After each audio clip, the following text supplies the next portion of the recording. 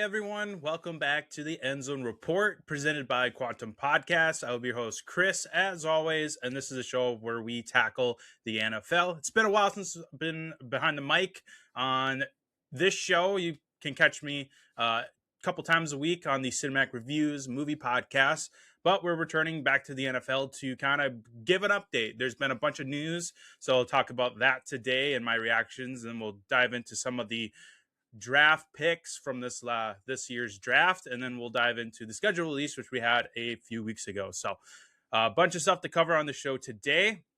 And looking ahead, we've got another episode coming out in June. This will be the mock draft episode. I'll talk about that at the end of the episode today. Then we'll do a July update with the OTAs and all the other last minute moves that teams have been making. And then we'll get into August, where we'll get into the division warfare episodes of the AFC and NFC. We'll do another mock draft and some other fun episodes as well. So season is fast approaching. We are almost at June, which means we're only a few months away from kickoff.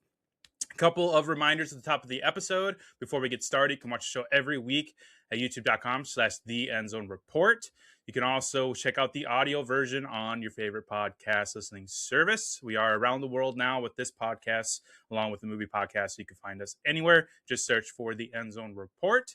You can also follow the show on social media, Facebook, X, Instagram, and TikTok. Post shorts from the episode, graphics, news, everything under the sun. So go ahead and follow the show and support it. So with that, let's head over to the news segment and see what is up with the NFL.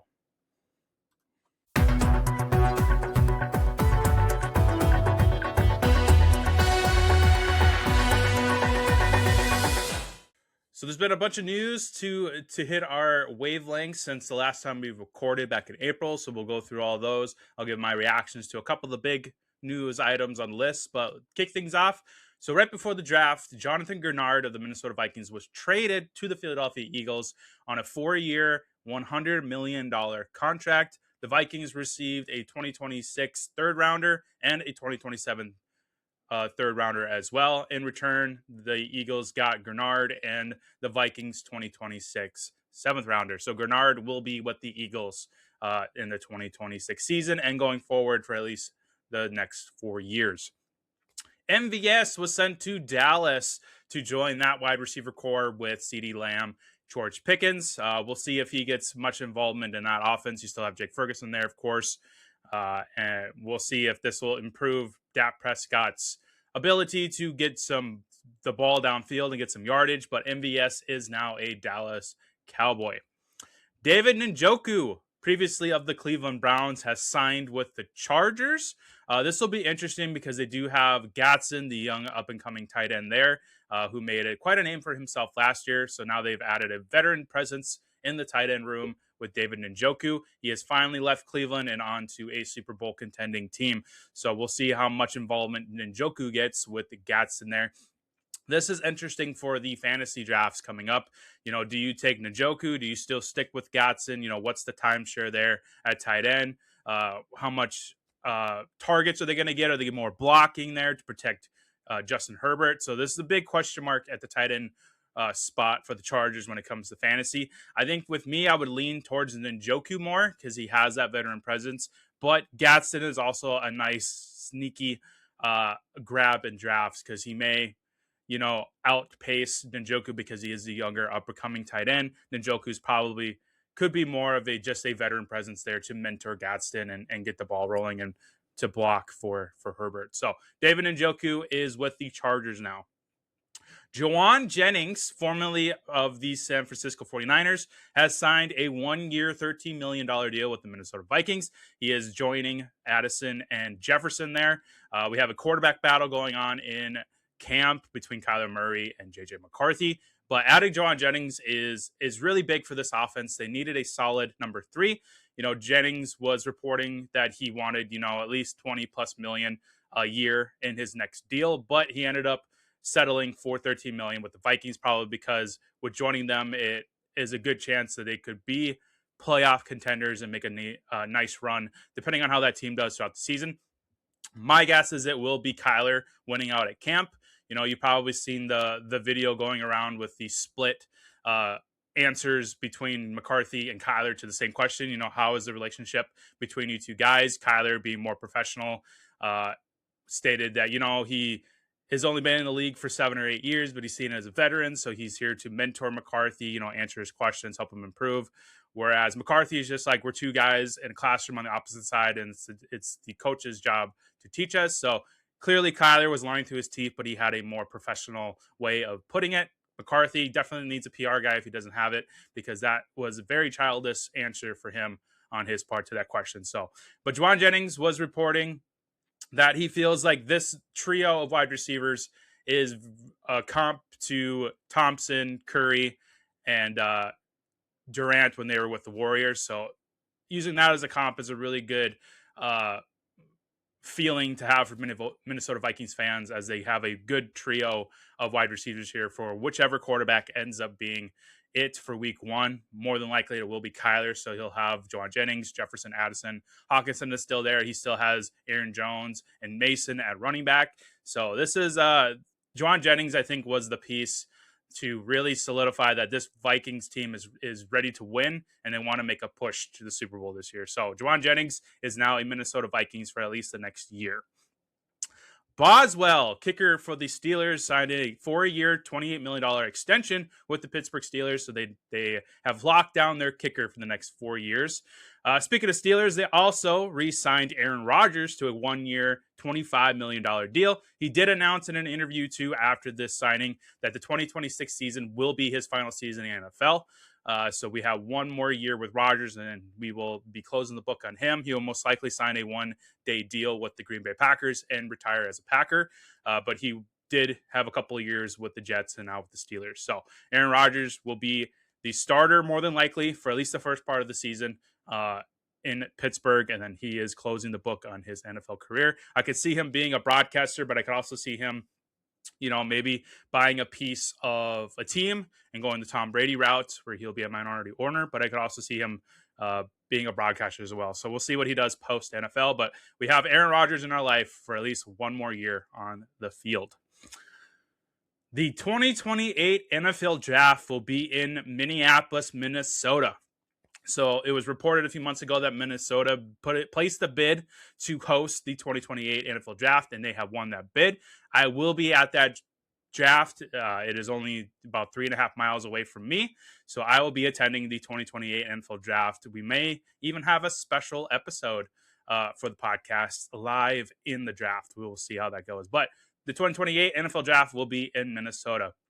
I believe the 2027 draft will be in Washington. So if you are a Commander fan, we are headed to you for the 2027 draft. Rashee Rice has violated his probation and is serving 30 days in jail. Before this, he was also recovering from surgery to clean up some debris in that right knee that he suffered during the season. But he will be serving his 30-day sentence for violating his probation. I believe he was either carrying weed or he had weed in his system, which is, of course, a violation of his probation from that crash that he caused in Dallas. So he will be serving 30 days this summer. And then speaking of charges, the last bit of news I want to cover here. Packers running back Josh Jacobs was arrested on 5 charges, one of the charges including felony strangulation. He has been since released, though, while the DEA reviews all the evidence presented to them. No formal charges have been filed at this time, but this is a serious situation. Like, these charges are very, very concerning. The strangulation that I mentioned, there's battery, there's assault.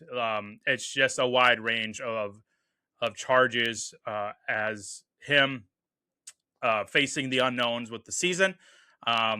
I think either way, he is looking at some sort of suspension. Will he get jail time? It's possible. I mean, that felony strangulation charge is very, very, very concerning. This is unfortunately towards his girlfriend. So we will be TBD on Josh Jacobs as this whole case develops and everything is presented to us. But I say it's very, very likely that he will be serving some sort of suspension from the NFL, possibly some serious jail time if this ends up going to trial and the jury convicts him. But so Josh Jacobs is definitely out of my view as far as fantasy drafts. Same thing with Rashi Rice. I am not drafting those guys whatsoever. I understand that they are talented athletes for their respective roles, but I am completely out on Josh Jacobs and Rashi Rice. There's just too many off the field incidents that will hinder his availability, on the field. Particularly Josh Jacobs, which in that running room already is a mess. I believe Marshawn Lloyd, the injury-prone younging, is the second in line, so he is looking at being the starter week one. The Packers are a mess right now. They got rid of Romeo Dobbs. They sent Malik Willis packing as they have solidified Jordan Love as their guy. Christian Watson seems to be the wide receiver one right now. Matthew Golden, the up-and-coming rookie, is in there as well. But not looking good for the Packers right now. And Tucker Kraft's coming off that very devastating injury. I believe it was the Achilles or ACL last year.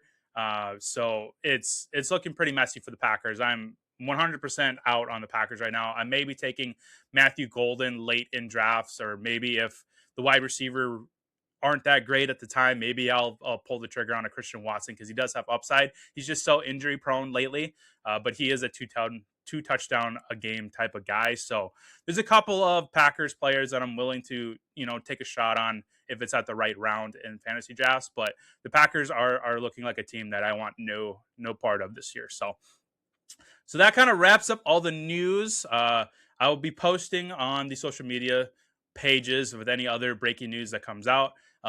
If the Josh Jacobs charges end up being a massive thing, we may have to have an emergency pod episode to talk about that. I may even bring on a guest to kind of dissect that whole situation. But we will monitor the Josh Jacobs and Rashi Rice situations as they unfold. And we will update you as soon as possible. So let's take a quick break and then we'll dive into the draft and schedule release reaction.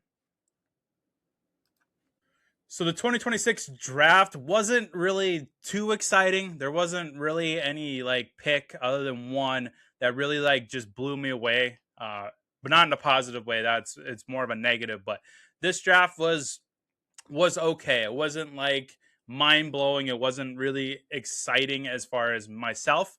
But I do still enjoy the whole draft process and seeing who everybody takes. But there was one pick, and we'll talk about that, where it's kind of what were you guys thinking? So first off, quarterback Fernando Mendoza is officially a Raider. Now, they also signed Kirk Cousins to the team as well to kind of mentor Mendoza. But from what I'm hearing from camp, Mendoza has been turning heads. He has been really excelling as a rookie who is stepping onto the field for the first time. Will he start week one? More than likely not. I think Kirk Cousins, with his experience, will get the week one start.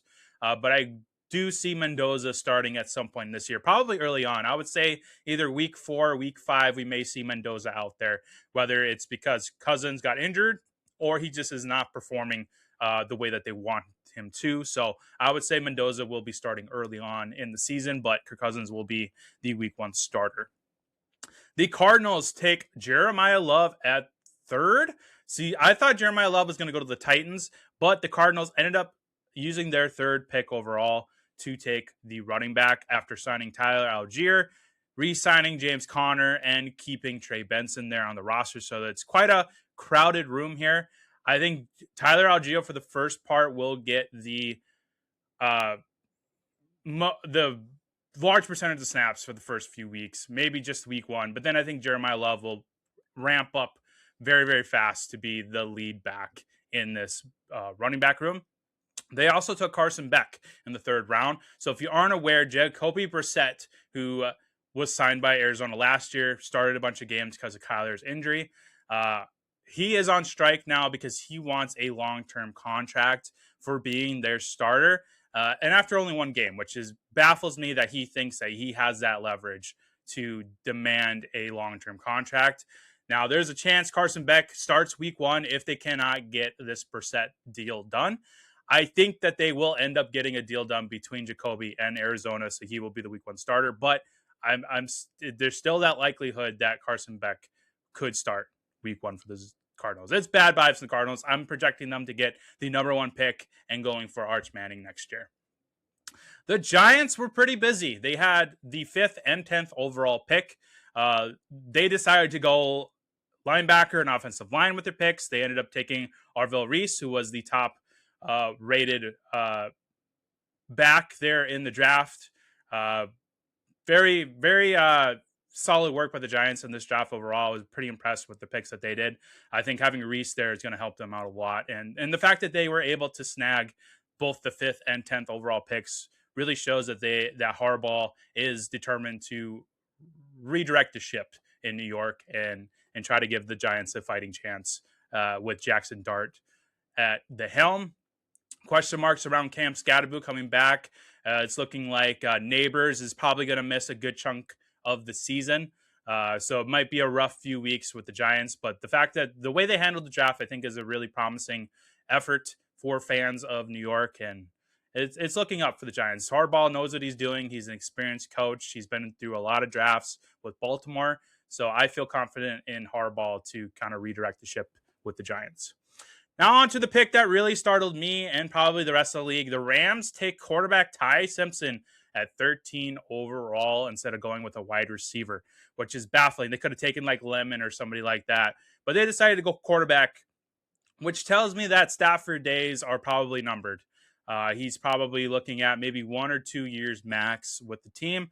So they're probably trying to scout the next Stafford to take over. Why waste the 13th pick when you could have just waited till next year? The draft class for quarterbacks is much more stronger next year, which they probably will take a quarterback anyways next year. But this is just a baffling pick to me, as the Rams basically annihilate the 13th pick overall for a quarterback that may or may not even see the field this year. Just wild. The Vikings took defensive end Caleb Banks at 18th overall, who has suffered a foot injury early on in the combine.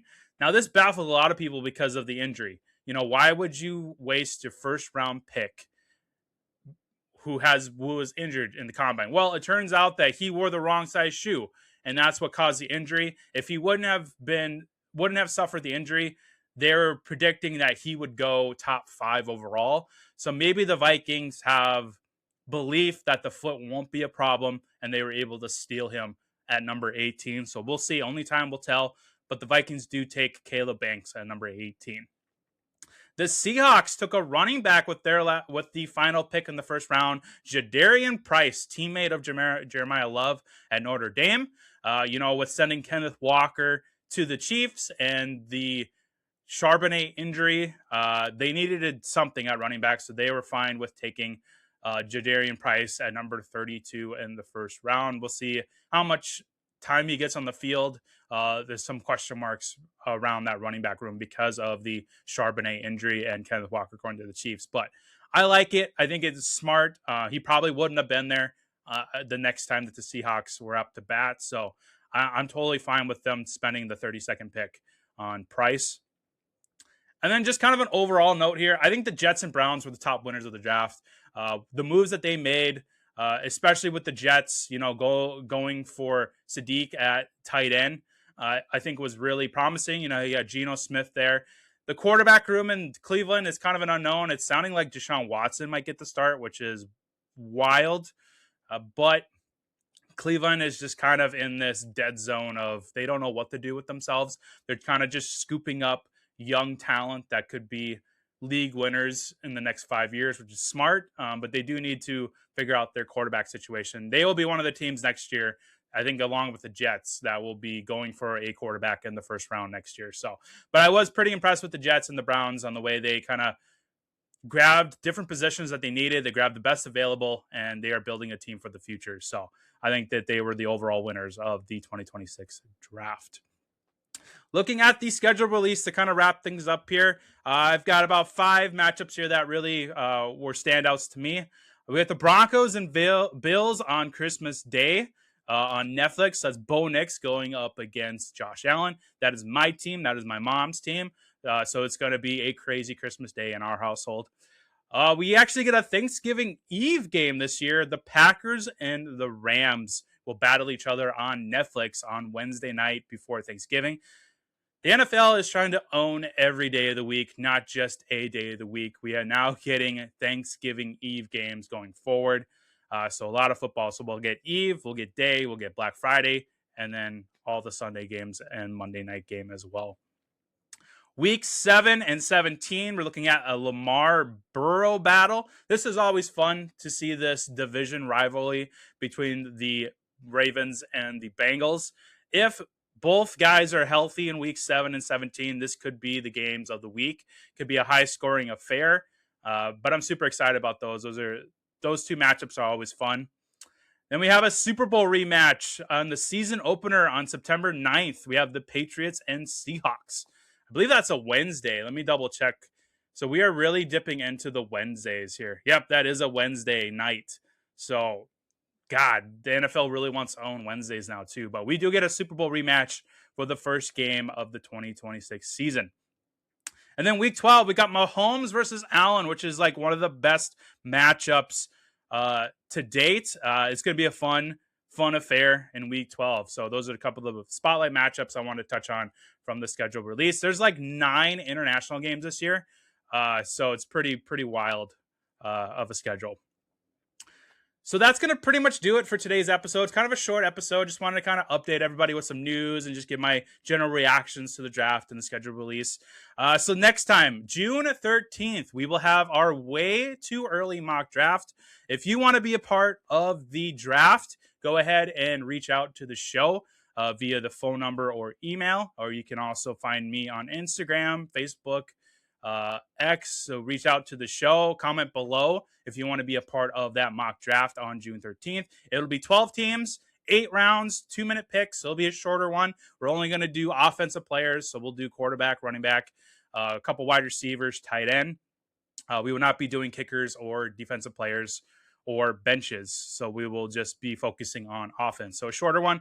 When we get to the league mock draft, where we mock draft and then that is your team for the whole season, we'll do a actual draft with like 13 to 15 rounds. So, but this will be a shorter one in June 13th. So tune in for that.